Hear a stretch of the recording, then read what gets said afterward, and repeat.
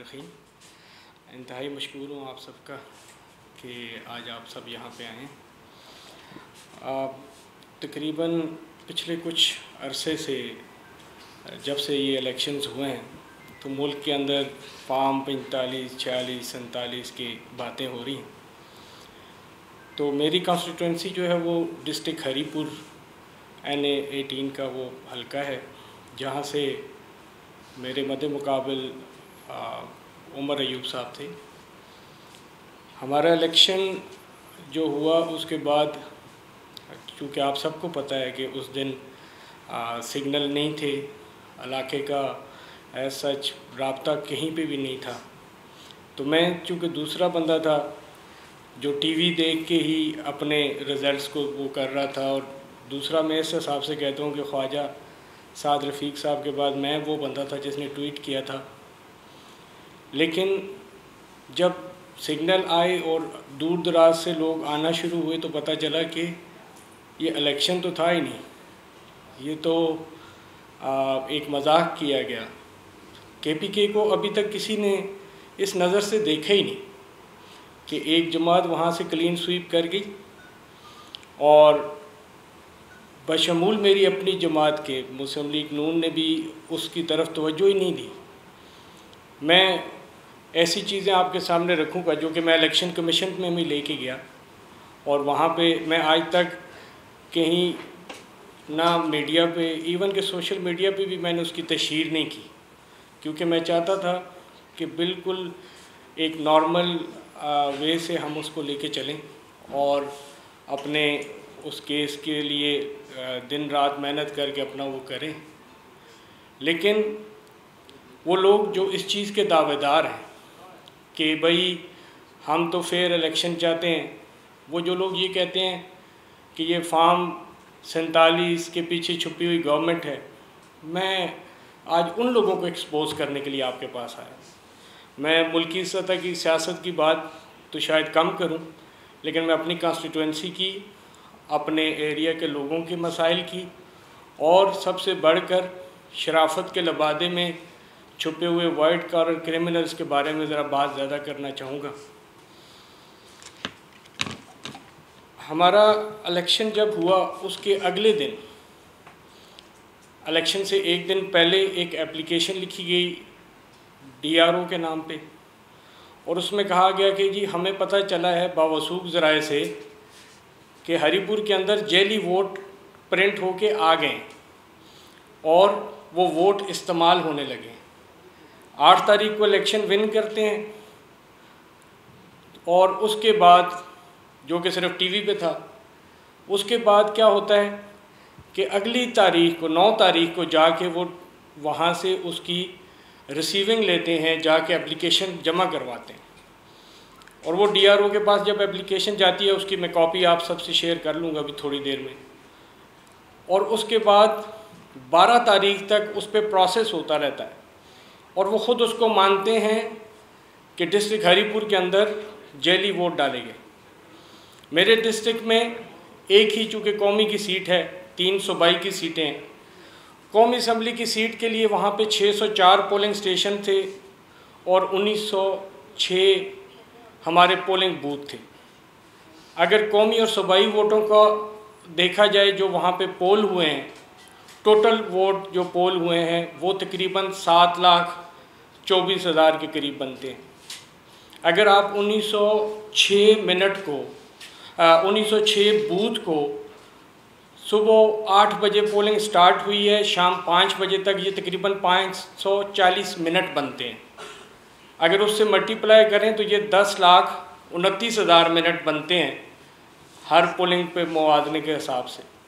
और उसी की बनिस्बत जो वहाँ पे वोट पोल हुआ है वो तकरीबन 7,24,000, और इसका अगर आप आपस में प्लस माइनस करें तो एक वोट पोल होने में 1.25 मिनट का टाइम लगा है, एक वोट पोल होने में। जबकि आप सब ने भी वोट पोल किए हैं, पूरे पाकिस्तान ने वोट पोल किया है। आपने ख़ुद अपनी आंखों से देखा कि एक वोट की तस्दीक में तकरीबन 1 से 2 मिनट लग जाते थे। जब आप बाहर से एंटर होते हैं, अपना ID कार्ड ले जाके उसके वो जितना वो प्रोसेस है फिंगरप्रिंट्स, और उस पर कम से कम 4 से 5 मिनट तक लग जाते हैं। लेकिन ये कैसे हो सकता है कि वही हरिपुर डिस्ट्रिक्ट, ये आप भी जानते हैं, मैं भी जानता हूँ कि हमेशा जो हमारा शहरी इलाका होता है, जहाँ पे ट्रांसपोर्ट इजी होती है, जहाँ पे वॉकिंग डिस्टेंस होता है, वहाँ पे वोट ज़्यादा पड़ता है। हमारा जो वहाँ पे एक हल्का है PK 46, जिसका 70% शहरी आबादी है और 30% उसका पहाड़ी इलाका है। और इसी तरीके से ये बिल्कुल मुनाल के साथ वाला जो हमारा हरिपुर का रीजन है, ये PK 47 की रेंज में जाएं तो हमारा 70% इलाका जो है वो पहाड़ों पे मुश्तमिल है और जस्ट 30% इलाका जो ऐसा है वो शहरी है। लेकिन अगर वोटों का उसमें देखा जाए तो इस पहाड़ के अंदर जो वोट पड़े हैं वो 53.4% वोट पड़े हैं पहाड़ के अंदर, जहां एक जगह से दूसरी जगह पहुंचने के लिए 2 से 3 घंटे लग जाते हैं। और उसी के बनिस्बत जो शहरी हल्का है, जो सारे का सारा शहर पे मुश्तमिल है, जहां वॉकिंग डिस्टेंस पे लोग जाके वोट पोल करते हैं, वहाँ पे टोटल 48%। और इन दोनों के दरमियान जो डिफरेंस है वो 4.20% का डिफरेंस है। ये कैसे हो सकता है? आपको मैंने पहले बताया कि 1 मिनट 1.25 मिनट के टाइम लगा एक वोट के ऊपर, जो कि मेरा ख्याल है इलेक्शन कमीशन भी नहीं मानेगा। मैं जब ये चीज़ें लेके इलेक्शन कमीशन में गया और फिर सबसे बड़ी चीज़ जो उनका आखिरी लेटर जो मैंने प्रेजेंट किया इलेक्शन कमीशन के सामने, और जिसमें ये वाज़े उनकी तरफ से साजिद महमूद नामी उनके जो कोऑर्डिनेटर थे, उन्होंने बाकायदा वो उसकी रिसीविंग्स और वो चीज़ें दी। उसके ऊपर मुअज़्ज़ज़ इलेक्शन कमीशन ने इस हद तक कह दिया कि पटिशनर भी कह रहा है कि धांधली हुई है और वहाँ पे बक्सा चोरी हुआ है, और जो जीतने वाला है वो ख़ुद इस बात को मान रहा है कि उस इलाके में वोट जो हैं वो गलत जेली पड़े हैं, और टाइमिंग का डिफरेंस भी बता रहा है कि वहाँ पे कुछ गड़बड़ हुई है, तो क्यों ना आपको डी नोटिफाई कर दिया जाए। लेकिन एक मुअज़्ज़ज़ मेंबर के कहने पे उसको छोड़ा गया, और आज की तारीख थी उसमें, और उस तारीख से पहले ये जो उमर अयूब साहब हैं, जो इस चीज़ के चैम्पियन हैं कि हम फेयर इलेक्शन और हम उसकी बात करते हैं, तो उन्होंने इस्लामाबाद हाई कोर्ट में जाके ये इतना बड़ा पलंदा लगा के वहाँ पे चले गए जी कि इस केस को ख़त्म किया जाए और मुझे जीता हुआ तस्वर किया जाए। और कल मैं उनकी प्रेस कॉन्फ्रेंस सुन रहा था परसों, जिसमें वो बड़े दावे से बेनामी अकाउंट्स, मुल्की मैशियत, एनर्जी सेक्टर और पता नहीं क्या क्या बातें कर रहे थे। मैं 2019 में उनके ही कुछ चीज़ें लेके 2018 के इलेक्शन में, जिस वक़्त मेरा छोटा भाई भी हमारे साथ मिलके वो इलेक्शन कॉन्टेस्ट कर रहे थे, शौकत बिलाल, तो हम उनके अगेंस्ट चले गए थे। ज़रा आप सुनिएगा, ये मेरे साथ कौंसल मौजूद हैं, ये इनकी मौजूदगी में वहाँ पे RO ऑफिस में भी और हमारी Peshawar high court Abbottabad bench में भी उनके वकला इस बात को मान गए। 2018 में एक कंपनी है नवा सैन पैक, ये हतार इंडस्ट्री स्टेट में एक कंपनी है। अगर आपको याद हो तो सुप्रीम कोर्ट के ऑर्डर पे हमारे जो डॉक्यूमेंट्स हैं उनमें एक स्टाम्प पेपर का इजाफा किया गया था नॉमिनेशन पेपर्स के साथ, और उन नॉमिनेशन पेपर के साथ वो इसलिए किया गया था कि कोई बंदा जिसने कोई कर्ज़ा लिया है या जिसके कोई एसेट्स हैं वो उसमें ज़ाहिर करना मस्ट है। अगर वो छुपाएगा या उसमें वो कोई खुर्द-बुर्द करेगा तो वो 62-63 के ज़ुमरे में आएगा और उसके ख़िलाफ़ एक्शन होगा। जनाब ने 2018 के इलेक्शन में 1 बिलियन का कर्ज़ा उस वक़्त इलेक्शन कमीशन के जो दिया हुआ फार्म और सुप्रीम कोर्ट का दिया हुआ जो फार्म था उसमें छुपाया, और उसमें क्लियर कट लिखा हुआ था, उसके जो पैरा है उसमें कि आप या आपकी मिसेस जो आपके डिपेंडेंट हैं, आपकी कोई फर्म या आपकी कोई जो आपकी कंपनी है, उसने किसी किस्म का भी लोन जो 20 लाख से ऊपर का हो, अगर वो लिया है तो वो आपने शो करना है। जनाब ने अपने सिग्नेचर्स के साथ जेएस बैंक और एक और बैंक है, उन दो बैंकों से एक से 66 करोड़ रुपया और एक से कुछ 33 करोड़ रुपया कर्ज लिया, और वो कर्ज शो नहीं किया। जब हम अदालत गए तो अदालत जाके कहते हैं जी कि इस कंपनी से तो मेरा कोई ताल्लुक उस तरह है ही नहीं, हम तो इसको ऑन ही नहीं करते, मैं तो एक शेयर होल्डर हूँ, थोड़ा सा एक डायरेक्टर की हैसियत से मैंने जाके ये काम किया है, मैंने ये लोन लिया है, तो चूँकि ये कंपनी लोन है इसलिए मुझे ये शो करने की वो नहीं थी। जबकि इसमें क्लियर कट जो स्टाम्प पेपर सुप्रीम कोर्ट ने दिया था उसमें ये बयान हल्फी हमने जमा करानी थी कि हमारी किसी भी कंपनी ने अगर 20 लाख से ज़्यादा का कर्ज लिया है। मैं आपको डॉक्यूमेंट्स प्रूफ के साथ ये आपके साथ शेयर कर लूँगा। जब मैंने, चूँकि वो इलेक्शन का टाइम था, एकदम से उनकी कंपनी के SECP से वो रिकॉर्ड्स नहीं निकल सकते थे, तो उनका लाल जान खटक साहब की अदालत में वो बेनिफिट उनको मिल गया कि चलें आप इलेक्शन कॉन्टेस्ट करें, बाद में इसको देखा जाएगा। जब मैंने उसकी डिटेल्स निकाली तो पता चला कि 99.9% शेयर जो हैं मौसूफ के अपने और बीवी बच्चों के नाम पे। एक कंपनी जो कि 100% में से 99% उनकी मलकियत है, वो उसका 1 अरब रुपया छुपा रहे हैं। तो ये छुपाना उनका वतीरा है।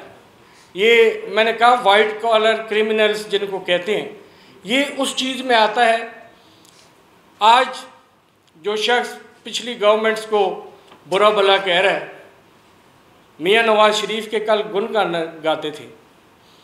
कल दूसरी जमातों, कौन सी ऐसी जमात है और कौन सी ऐसी पॉलिसी है जिस पॉलिसी में 2002 से लेके आज तक ना रहे हो। लेकिन बात जहाँ तक छुपाने की आती है, कंसीलमेंट ऑफ एसेट्स की, तो दौरान इलेक्शन मैंने इनके ऊपर एक और ऑब्जेक्शन किया था कि यूके के अंदर इनकी प्रॉपर्टी है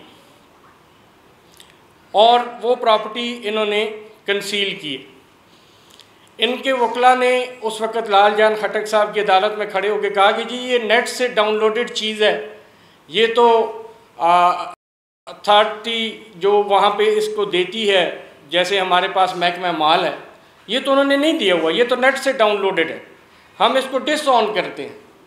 फिर उसके इलेक्शंस के बाद मैं यूके से बाकायदा वकला की टीम के साथ वहाँ से वो पूरी डिटेल्स उसकी निकाल के लाया, उसका रिकॉर्ड मेरे पास मौजूद है। सिर्फ चूँकि मौसूफ झूठ बड़ी उम्दगी से बोलते हैं, उनको झूठ बोलते हैं तो आप उसको जज इसलिए नहीं कर सकते कि वो इतने कॉन्फिडेंट होकर झूठ बोलते हैं कि उनका झूठ भी सच लगता है। आज भी मैं दावे से कह सकता हूँ, वो तो हल्के में भी जाते हैं तो कहते हैं मैं मिनिस्टर था, मैं इतने गांव की गैस ले आया, जबकि उन्होंने कि गैस का कोई एक प्रोजेक्ट नहीं ला सके। लेकिन मैंने कहा कि वो झूठ इतना अच्छा बोलते हैं कि उसको जज नहीं किया जा सकता। मैंने उस घर का जब बात की तो पता चला वहाँ पे ये सिग्नेचर जो है वो उसमें थोड़ा सा डिफरेंस है। जब इन्होंने कोर्ट में कहा ये घर मेरा नहीं है, मैंने कोर्ट में कहा कि ठीक है अगर ये घर इनका नहीं है तो ये मुझे आप इसमें एम्बेसी को इन्वॉल्व किया जाए, हमारे फॉरेन मिनिस्ट्री को इन्वॉल्व किया जाए और मौसूफ एक पावर ऑफ अटार्नी दे दें कि ये जो मेरा फ़लाँ घर है आज के बाद इसकी मलकियत जो है मैं हुकूमत पाकिस्तान को दे देता हूँ ताकि हमारी हुकूमत का कुछ भला हो जाए। लेकिन ये लोग उस वक़्त जो इन्होंने स्टाम्प दिया था ज़ाहिरी तौर पे अदालत में दिया, फिर अपने चंद लोगों के ज़रिए उसको गायब कर दिया। और आपको एक बड़े मज़े की बात बताऊँ, उस वक़्त इन्होंने जो अपने पासपोर्ट की कॉपियाँ अपने नॉमिनेशन पेपर्स के साथ लगा के जमा कराई थी, उनके मुताबिक जिन दिनों में उस घर की ऊपर लोन का प्रोसेस चल रहा था, ये पाकिस्तान से फ़्लाई करके बैरून मुल्क गए। जब मैंने अपने सोर्सेज के ज़रिए उसका रिकॉर्ड निकाला तो पता चला कि उनके पासपोर्ट के ऊपर तो स्टैंप मौजूद है, लेकिन हमारे एग्ज़िट के रिकॉर्ड में, हमारे जो FIA का रिकॉर्ड है उसमें वो नहीं है। क्योंकि उस वक़्त वो बहुत लाडले थे। 2018 में उनको तोहफे में हमारी वो NA 19 की जो वो पुरानी सीट थी वो तोहफे में मिली थी, तो वो तोहफे का फिर ज़ाहिर बात है जब तोहफ़ा दिया जाए तो उसकी हिफाजत भी की जाती है, तो वो हिफाजत हो रही थी जिसके ऊपर इनको 5 साल तक ये केस कोर्ट में रहा।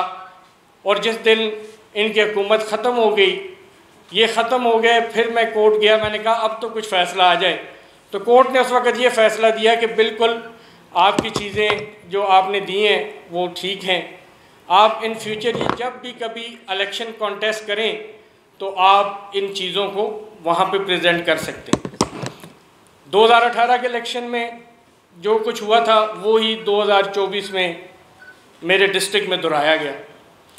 एक बंदा जिस पे 78 केस हैं, एक बंदा जो 9 मई के पाकिस्तान पे हमले में जिनके नाम शामिल हैं, जो ना कागजात जमा कराने आते हैं, ना स्क्रूटनी के लिए आते हैं, और ना ही कोई ऐसा जवाब पेश कर सकते हैं कि जिसके तहत उनको वहाँ से इजाज़त मिल जाए।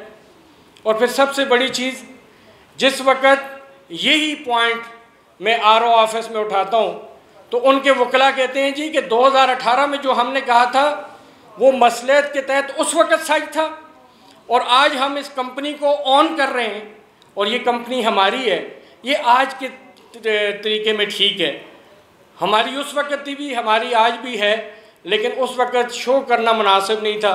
एक बंदा जो 2018 में झूठ बोलता है, क्या वो 2024 में आके वो झूठ जो है वो सच में तब्दील हो जाता है? क्या एक झूठा शख्स ताहयात झूठा नहीं होता? क्या एक चोर आज चोरी करे और कहे जी हाँ मैंने वो चोरी की थी लेकिन आज तो मैं शायद हो गया हूँ तो आज मुझे माफ़ कर दें, क्या ऐसा हो सकता है? मैं इस वक्त तमाम पाकिस्तान से, स्पेशली PTI के जो कारकुन हैं उनसे मुखातिब हूँ कि आप जिस शख्स को फॉलो कर रहे हैं ये तो पाकिस्तान के हक़ में थे ही नहीं कभी भी। इनका तो पहले मार्शल आर्ट से लेके आज तक का देख लें, इनका बैकग्राउंड देख लें। आप जाके एक दफ़ा अगले की हिस्ट्री तो निकालें कि भाई इनके आबाओ अजदाद से अगर नीचे शुरू करें तो क्या जायदादें थीं, वो सोर्स ऑफ इनकम क्या थे, जिन सोर्स ऑफ इनकम से आज अरबों रुपए की जायदादें बन गई। ज़्यादा चीज़ों में नहीं जाता, मैं सिर्फ इस नवासन पैक पे ही रह लेता हूँ। इस नवासन पैक का कोई हिस्ट्री होगी, ये कैसे बनी, ये कहाँ से आई, ये कैसे ली गई। इसी तरीके से मैं आपको आज कल चूँकि आर्टिकल 6 की बड़ी बातें हो रही हैं, मैं तो ये भी साबित करने के लिए तैयार हूँ कि जब मौसूफ वफाकी वज़ीर एनर्जी थे उस वक़्त इनके फ्रंट मैनों ने, इनके 4-5 फ्रंट मैन थे जिनमें सर फहरिस्त इनके साजिद महमूद नामी इनके कोऑर्डिनेटर, उसी तरीके से एक इनकी ब्लैक मनी को वाइट करने वाला आसिफ जान, इनका एक 7th-8th क्लास का क्लास फेलो ताहिर, इसी तरह एक यहाँ हमारा एक इलाका है सीरिया, वहाँ का नाज़िम जावेद, एक कृषि इंडस्ट्रीज़ का ठेकेदार है वहाँ की लेबर का मलक अहमद अवान।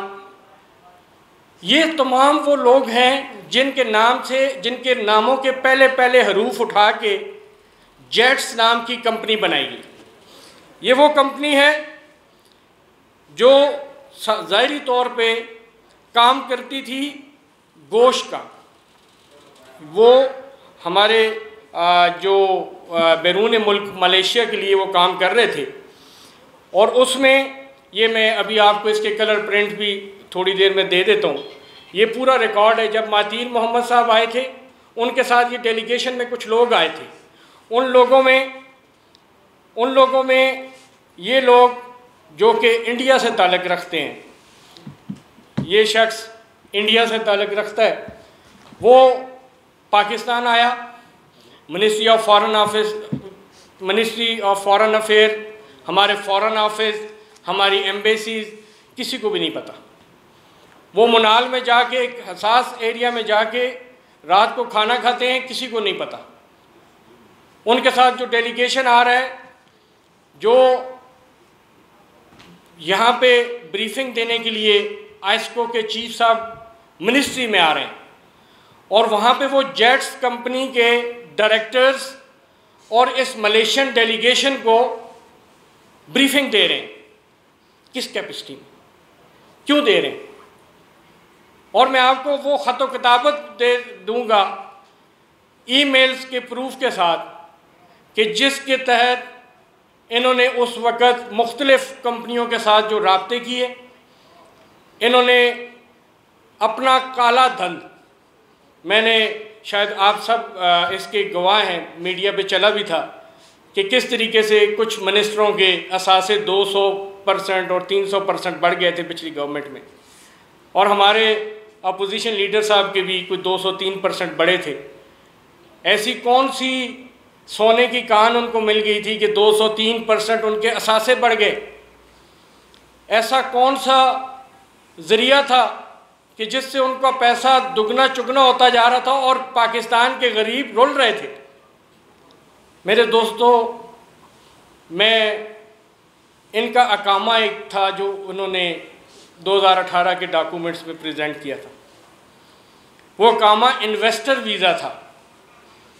इन्वेस्टर वीज़ा का मतलब होता है जब आप किसी मुल्क में जाते हैं, वहाँ पे जाके इन्वेस्टमेंट करते हैं, और ये इन्वेस्टमेंट भी कोई 1000, 10,000, 20,000 की नहीं, मिलियंस में आप जब इन्वेस्टमेंट करते हैं तो वहाँ से आपके वीज़े निकलते हैं।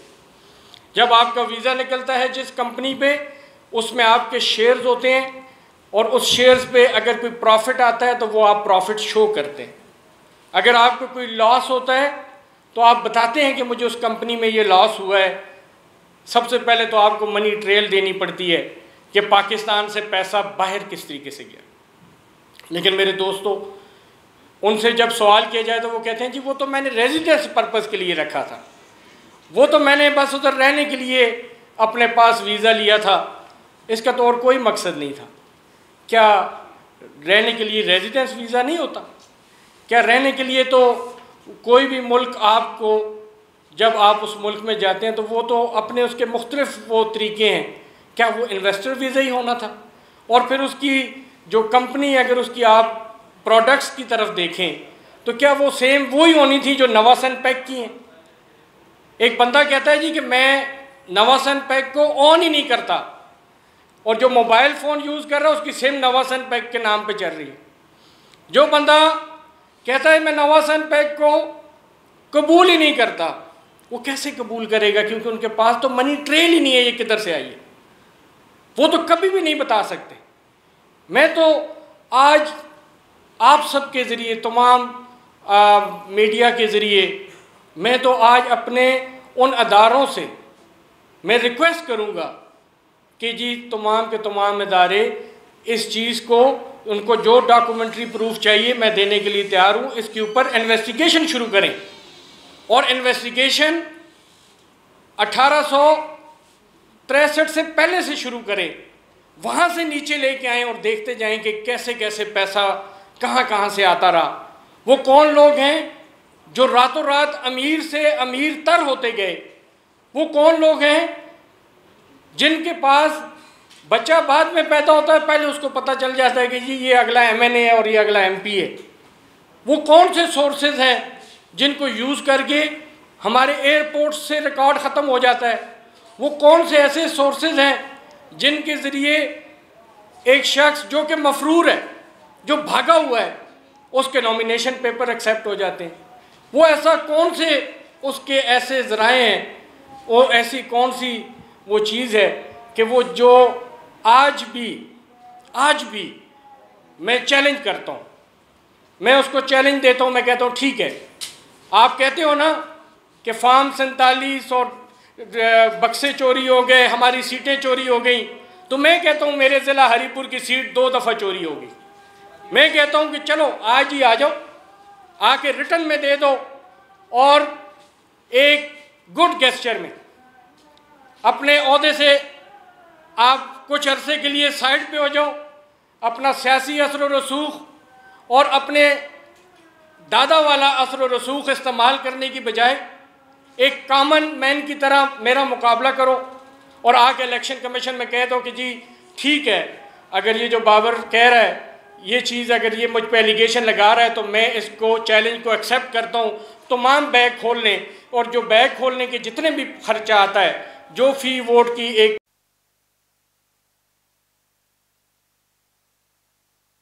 इलेक्शन कमीशन ने कास्ट रखी हुई है, मैं वो कास्ट भरने के लिए तैयार हूँ। तमाम के तमाम बैग खोल दें, पता चल जाएगा चोर कौन है और शाहद कौन। पता चल जाएगा कि जो इधर जैली भूख हड़तालें कर रहे हैं, जो अपने वर्करों को उनकी आंखों में धूल झोंक रहा है, जो अपने कायद से लेके नीचे तक आम वर्कर तक उनको यूज़ कर रहा है और अपना फ़ायदा ले रहा है। जो पिछले मैं चूँकि इलेक्शन में तो कई ऐसी बातें होती हैं, मैं वो वाली बातें यहाँ पे नेशनल मीडिया पे वो नहीं करूँगा, लेकिन मैं फिर भी चैलेंज करता हूँ कि आज भी रिकॉर्ड उठा के ये बात कर दें और इसको आप वेरीफाई कर दें, तो मेरा ख़्याल है कि अल्हम्दुलिल्लाह मैं एडवांस कहता हूँ कि ये साबित हो जाएगा कि इन्होंने नस्ल दर नस्ल इस मुल्क को खाया है, इस मुल्क के गरीबों का खून चूसा है, इस मुल्क की तबाही का बायस बने हैं। चाहे वो डैम उस वक़्त हमारे जो दरिया बिके हों, चाहे जिस वक़्त हमें चाइना ने ये कहा कि लद्दाख वाली साइड से हमने हमला कर दिया है, आप लोग इंटर हो जाएं और कश्मीर को आज़ाद करवा लें। आज कश्मीर के नारा मारने वाले कल कश्मीर बेचने वाले जो थे, आज ये लोग, मैं हैरान हूँ कि तमाम जमातों के कायदीन इन चीज़ों से अवेयर हैं, लेकिन कोई अपने ये न्यू जनरेशन जो हमारी आज की नस्ल है इसको ये चीज़ें बताते ही नहीं है।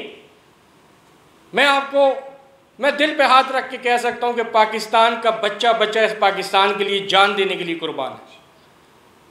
हम लोग इस पाकिस्तान के लिए अपना खून देने के लिए तैयार हैं, लेकिन हमें गाइड तो किया जाए।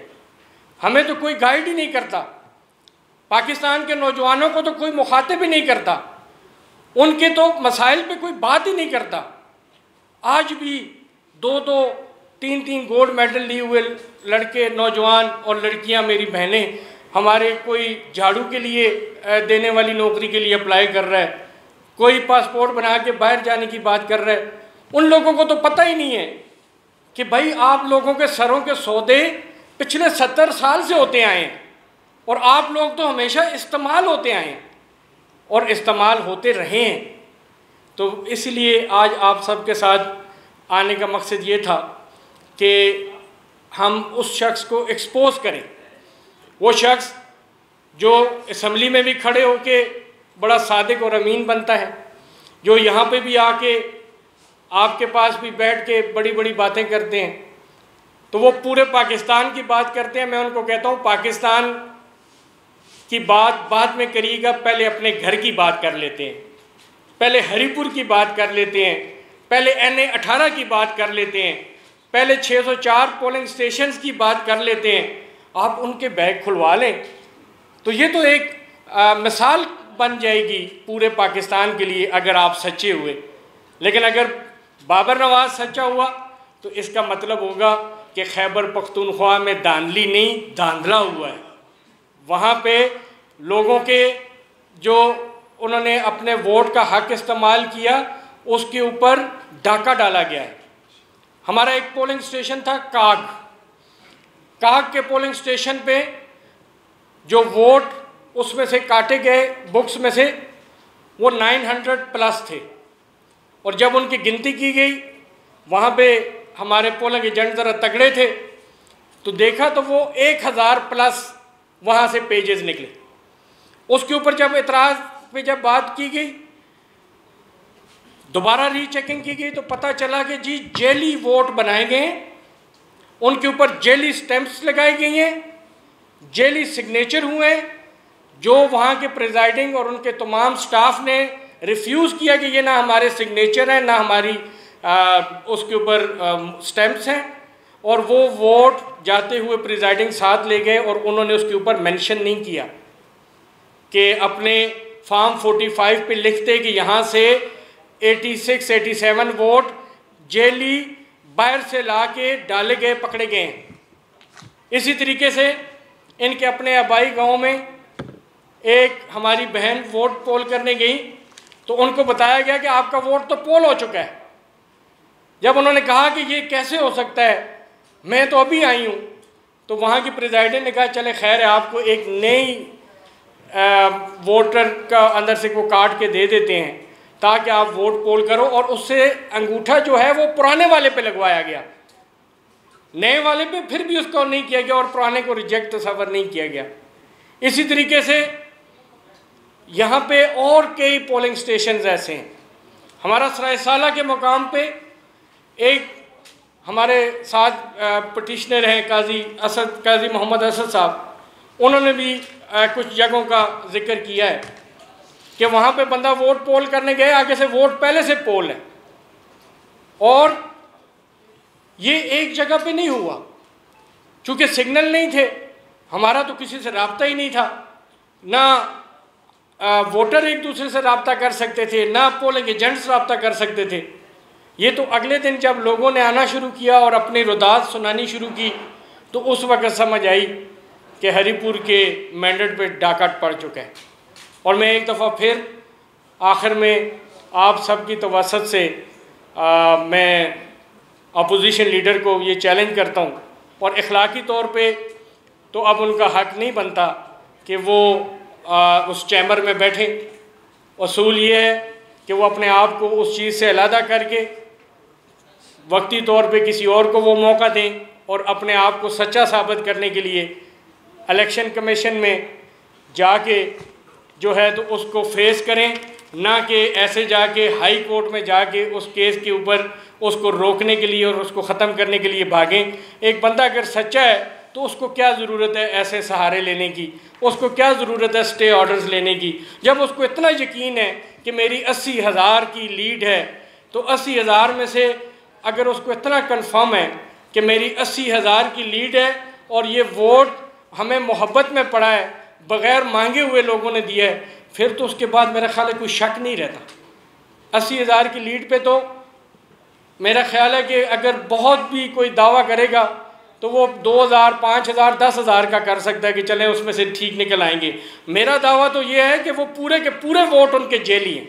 मेरा तो दावा ये है कि ये झूठ बोल के इन्होंने ये किया है। अगर वो सच्चे हैं तो जैसे उनके वकला पेश होते हैं, वकला पेश होके ये हाई कोर्ट से अपनी ये पिटीशन भी वापस ले लें और इलेक्शन कमीशन में जाके आप मीडिया के सामने जाके वो कह दें कि ठीक है भाई, हम अपना ये जो बॉक्सेस हैं इनको खोलने के लिए तैयार हैं, उसका जितना ख़र्चा भी है वो मैं और हमारे जो सूबाई के वो लोग हैं वो उसको बर्दाश्त करेंगे। आपके सामने जो मैंने स्टेटस उसके रखे हैं उसके मुताबिक आपको मैंने ये साबित करके दिया है कि 1 मिनट से 1.25 मिनट के दरमियान 1.5 मिनट के अंदर अंदर एक वोट पोल हो ही नहीं सकता, जबकि हरीपुर के अंदर वोट पोल हुआ है उस टाइम के अंदर। और मैंने आपको ये बताया कि जिस तरीके से इन्होंने कंसीलमेंट्स की हैं माजी में भी, और जो ये रोज़ उठ के करते हैं कि जिन लोगों ने इस मुल्क को नुकसान पहुँचाया, इसके आइन को नुकसान पहुँचाया, उन लोगों पे आर्टिकल 6 लगे। तो मेरा ख़्याल है मैं आर्टिकल 6 तो बहुत बड़ी चीज़ है, तो मैं उस चीज़ के ऊपर ये ही कहूँगा कि अगर वो बंदा इतना सच्चा है और वो आके जो इतना शोर डालते हैं, तो वो शोर अगर इलेक्शन कमीशन में डले तो वो ज़्यादा बेहतर रहेगा। वो आ जाएँ। मैंने 13 फरवरी 2024 को ये इलेक्शन कमीशन गया था, आज वो हीले बहाने कर रहे हैं। आज की प्रोसीडिंग भी बड़ी अच्छी रही। आज की प्रोसीडिंग में उनके वकला ने एज़ यूजुअल पहले कहा जी कि थोड़ा झूठ बोला, जब मेरी कौंसल ने उनको वो याद दहानियाँ करवाई तो वो मान गए। फिर वो जो लेटर है जो मैं अभी आपसे शेयर करूँगा, इस लेटर को देख के उन्होंने पहले उस लेटर को कबूल करने से इनकार कर दिया और फिर बाद में वो चीज़ें चली। तो ये तमाम चीज़ें मैं आपके साथ शेयर भी कर लेता हूँ, और इसके बाद अगर किसी का कोई क्वेश्चन है तो। ये बताइएगा कि आपने एक नबी जोड़ी बात सुनाई कि उनके आबा अजदाद के हवाले से कि उनका आबा अजदाद ठीक नहीं था, उसकी तारीख उठा के देखते हैं। मुझे ये बात बताइएगा कि यहाँ पे एक मीडिया कार्ड के लिए इतनी जांच पड़ताल होती है, इतना सब कुछ होता है, क्या उनको इक़्तिदार पे बैठाने के लिए कोई जांच पड़ताल नहीं की गई थी? अगर ऐसा था तो उनको इक़्तिदार पे क्यों बैठाया? मैं वही कहा कि ये मैंने अपनी उस प्रेस कॉन्फ्रेंस में भी कहा कि अपने दादा का और वालिद का नाम बेचे बगैर एज अ कॉमन सिटीज़न अगर वो केस करेंगे तो इंशाल्लाह हम विन करेंगे। तो आप जो बात कर रहे हैं, आप एक कॉमन सिटीज़न की बात कर रहे हैं, वो पाकिस्तान की एलीट क्लास है जिसके बारे में ना आप सोच सकते हैं ना मैं सोच सकता हूँ। बाबर नवाज साहब, मुजफ्फर भट्टी पॉइंट ये भी आप सिर्फ इतना बता दीजिएगा कि आपकी जमात जो है वो एक सियासी जमात पे पाबंदी लगाने जा रही है, क्या आप उसे हक में हैं या मुखालिफ हैं?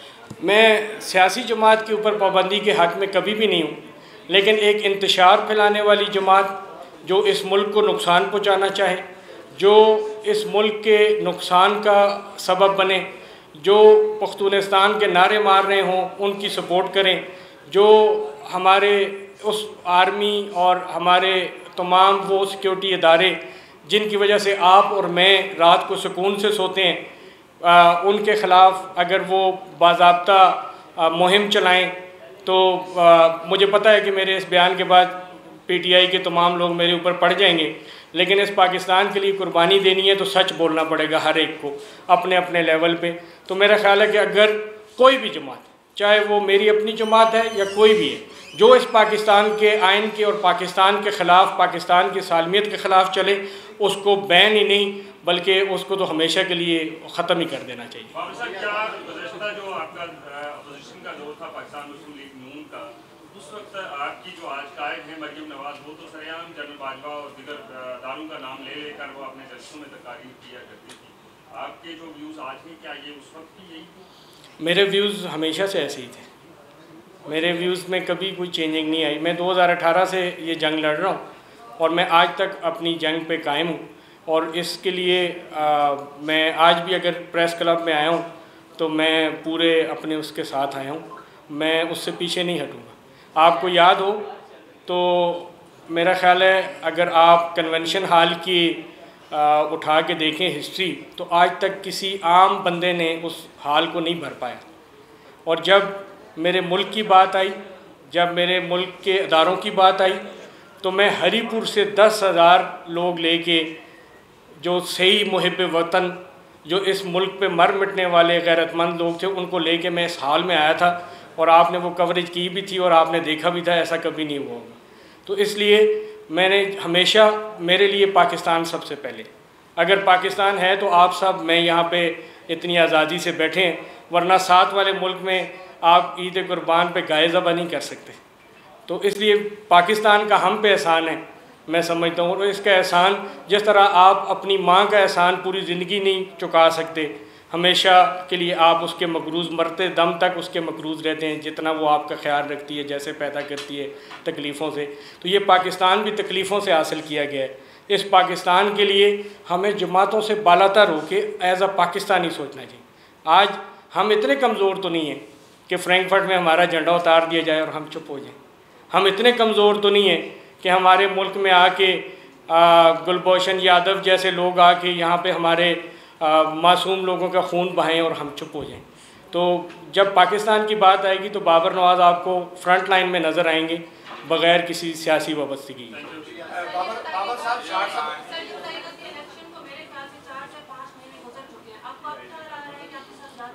मैंने 13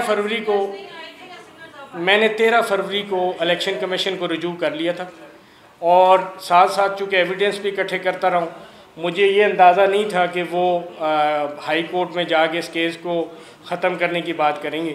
वो इस्लामाबाद हाई कोर्ट गए इस केस के ख़िलाफ़, और चूँकि जब उन्होंने देखा कि मैं डीन नोटिफाई होने की तरफ जा रहा हूँ और मेरी सीट ख़तरे में पड़ गई है, और वो जो वहाँ की, आप छोटी सी चीज़ देखें, आप ख़ुद वोट पोल करती हैं, क्या आज तक कभी ऐसा हुआ है कि जिस इलाके में पोलिंग स्टेशन या पोलिंग बूथ हो, वहीं का मकामी बंदा वहाँ पे प्रिजाइडिंग और उसका पूरा स्टाफ उसी मोहल्ले और उसी गांव का हो?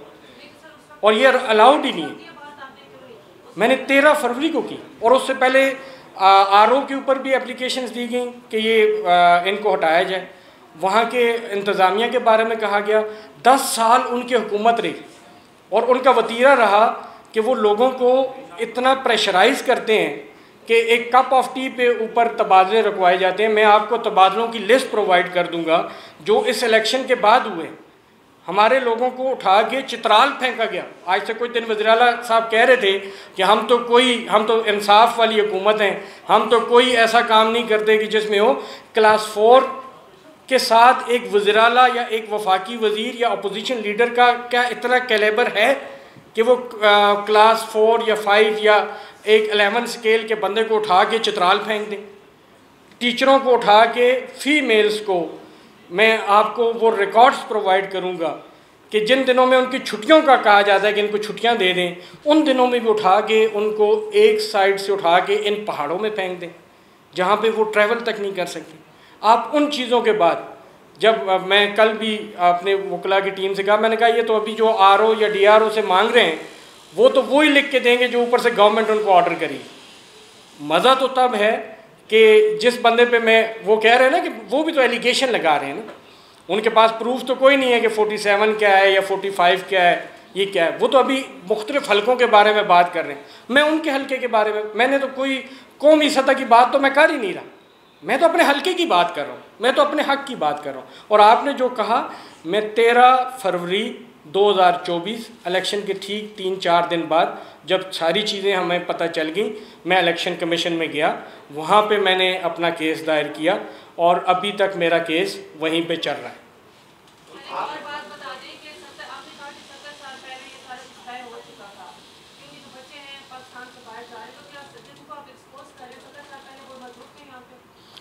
कितने साल पहले? 70 साल पहले उनके दादा थे, 70 साल पहले उनके दादा थे, जिनके बारे में कायद-ए-आज़म ने जो लिखा था वो आपको बुक से मिल जाएगा। और कायद-ए-आज़म मोहम्मद अली जिन्ना ने जो कहा था, मेरा तो मुकाबला उनके साथ है जिन्होंने फातिमा जिन्ना साहिबा के नाम की तख्ती कुतिया के गले में लटका दी। वो ख़ुद को मुहिब वतन कहते हैं। ये तो वो लोग हैं जिन्होंने फातिमा जिन्ना को मार दिया, शहीद कर दिया और उसका पोस्टमार्टम नहीं होने दिया गया, और आप उनको मुहिब वतन कह रहे हैं। वो पाकिस्तान जिंदाबाद का नारा लगा के वो समझते हैं कि ये लोग जो है तो वो सुनेंगे नहीं, समझेंगे नहीं। जी जी, आपने आईन की बात की कि मतलब आईन और पाकिस्तान को अगर नहीं मानते तो उस पर बैन लगना चाहिए, उस पर मतलब पाबंदी लगनी चाहिए। तो क्या ये मौजूदा पाकिस्तान में जो कुछ हो रहा है क्या आईन और कानून के मुताबिक हो रहा है? मैं तो आईन और कानून की बात कर रहा हूँ। जो गिरफ्तारियां या मुकदमात या जो छापे मारे जा रहे हैं आईन और कानून के मुताबिक? जी, ये आपका एक लीगल क्वेश्चन है, अगर आप मुनासिब समझे तो मैं इसका जवाब देता हूँ। ये जो इस वक्त हो रहा है ये बिल्कुल आईन और कानून के मुताबिक हो रहा है। 4 दिन पहले लाहौर हाई कोर्ट ने कहा कि जी हाई कोर्ट के जजेस जो है वही ट्रिब्यूनल में होंगे, तो वो फैसला कानून के मुताबिक है।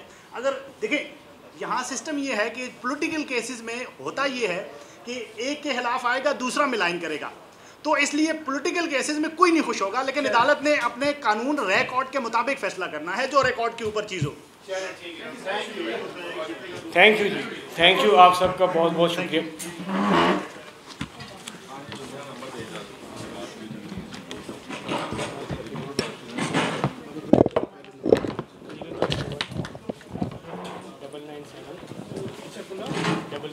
ये ये 2 फाइलें दे दें, अब वो दे दें ताकि 0321 99